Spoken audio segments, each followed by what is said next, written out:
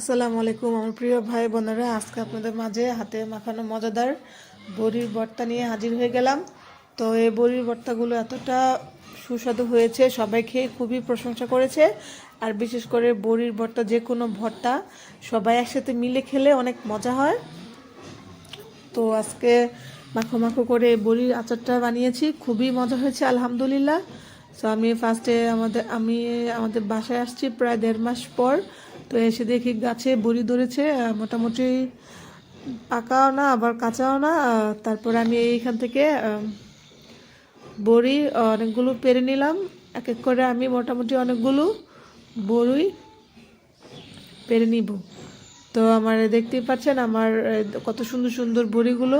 তো এক এক করে আমি অনেকগুলো বড়ি পেরে নিয়েছি। পাড়া হয়ে যাওয়ার পরে আমি এই বড়িগুলো টিউবওয়েলের থেকে পরিষ্কার করে নিব। কার কার বাসায় টিউবওয়েল আছে অবশ্যই জানাবেন। সো আমি এই বড়িগুলো ভালো করে ধুয়ে নেওয়ার পরে এখান থেকে বড়ির বোটা সবগুলো ফেলে দেব। তো ফাইনালি বোটা ফালানোর পরে আমি শিলপাটার মধ্যেই এই সব কাজগুলো করব। তো আমি শিলপাটায় এক এক করে আমি অনেকগুলো বড়ি নিয়ে এগুলাকে আমি ছেঁচে নিব। আপনারা চাইলে বড়ির বিচিও ফালা দিতে পারেন, আর যদি রাখেন তাহলে সেটা আপনাদের ইচ্ছা। সো আমি আমার বড়ির বিচি সহ একদম ছেঁচে নিয়েছি। তো এক এক করে আমি সবগুলো বড়িগুলো ছেঁচতেছি। চাচা বড়িগুলো মোটামুটি বাতি হয়েছে, যার কারণে বড়ির বিচিগুলো অনেক শক্ত, ছেঁচতে একটু কষ্ট হয়েছিল। তো ফাইনালি আমার সবগুলো বড়ই ছেঁচা হয়ে গেছে। তো হয়ে যাওয়ার পরে আমি আমাদের মরিচ গাছ থেকে, বিশাল একটা মরিচ গাছ আমাদের, এই মরিচ গাছ থেকে এখন মরিচ পারবো, দেশি মরিচ বাড়তি বাড়তি। আর এই মরিচগুলো অনেক ঝাল। এই আলহামদুলিল্লাহ এই মরিচ গাছ থেকে অনেক মরিচ খেয়েছি, এখনও অনেক মরিচ আছে। এক এক করে আমি অনেকগুলো মরিচ নিয়ে নিলাম। নিয়ে নেওয়ার পরে এটাকে আবার ভালো করে পানি দিয়ে ধুয়ে বোটা ফেলে তারপর আমি এখানে আবার ভালো করে ছেঁচে নিব। তো এক এক করে আমি সবগুলো মরিচ ছাঁচা হয়ে যাওয়ার পর আমি এখানে দিয়ে দেব দেশি ধনিয়া পাতা।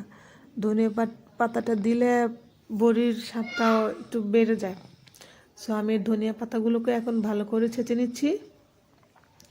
তো ধনিয়া পাতাগুলো ছাঁচা হয়ে যাওয়ার পর এক পর্যায়ে আমি এখানে দিয়ে দেবো অল্প পরিমাণের লবণ, স্বাদ মতো। তো লবণ দিয়ে এগুলোকে ভালো করে মেখে নিচ্ছি। তো মাখা হয়ে যাওয়ার পরে আমি আবারও দিয়ে দিলাম এখানে স্বাদ মতো চিনি। আপনারা চাইলেও চিনি দিতে পারেন, আর না চাইলেও না, কিন্তু চিনিটা দেওয়ার কারণে একটু টেস্ট হবে। আর তেঁতুলটা দেওয়ার কারণে হচ্ছে টক ঝাল মিষ্টি তিনোটারই ফিল পাবেন, আর খেতেও আলহামদুলিল্লাহ অনেক মজা হবে। তো আমি এই সবগুলো একসাথে ভালো করে মেখে তারপরে বড়িগুলো এখানে মিশিয়ে নিচ্ছি।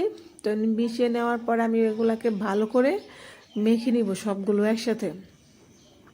তো সবগুলো একসাথে মাখা হয়ে যাওয়ার পরে আমি একটা বাটির মধ্যে নিয়ে নিব। প্রায় আমার বড়ি মাখা হয়ে গেছে, মাখো মাখো হয়েছে। তো আমি এই বড়িগুলো এখন একটা সুন্দর করে সবগুলো বড়ি আমি একটা ছোট ফ্রিজে নিয়ে নিব।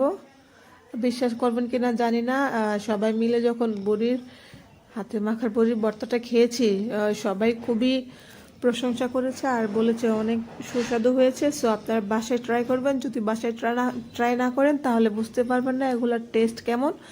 সো আমার ভিডিও যদি আপনাদের ভালো লেগে থাকে আর বড়ির ভর্তা কেমন হয়েছে সেটাও জানাবেন। সো ভালো লেগে থাকলে আপনারা সবাই like, comment, share and subscribe করবেন। এই বলে আজকের জন্য এখানে ভিডিও শেষ করছি। সবাই ভালো থাকবেন, সুস্থ থাকবেন। আল্লাহ হাফিজ।